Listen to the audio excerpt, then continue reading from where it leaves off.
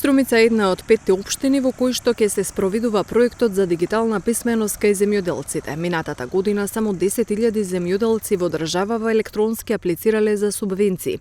А според статистичките податоци, во земјава има околу 170.000 земјоделски стопанства. Земјоделците многу тешко или воопшто не се прилагодиле и на новите услови што ги наметна пандемијата да се комуницира онлайн преку интернет. Дали сите имаат компјутер, смарт телефони и пристап до интернет, отвориле ли имейл адреси и за што ги користат, дали поседуваат платежни картички, дали слушнале за електронско издавање имотни листови и лични документи или за страницата услуги.gov.mk.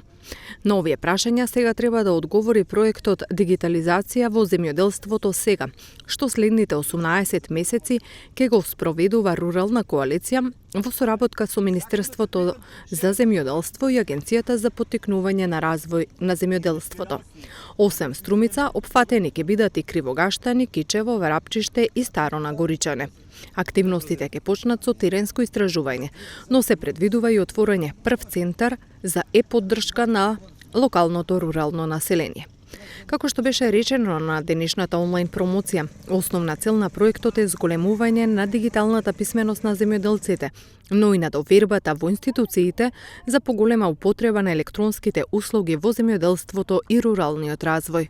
Минатата година најмногу видовме колку ни е потребна дигитализацијата во земјоделството. Најтешко се прилагодивме од сите сектори, посебно во делот на онлайн комуникацијата. Се работи многу во овој сегмент, но сепак малку се знае за услугите и за начинот на нивно користење.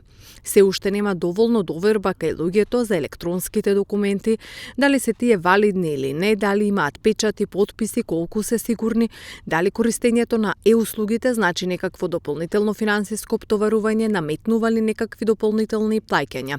Сите овие дилеми што реално во пракса постојат, мора да ги разрешиме, рече извршната директорка на Рурална коалиција Лидија Јоновски.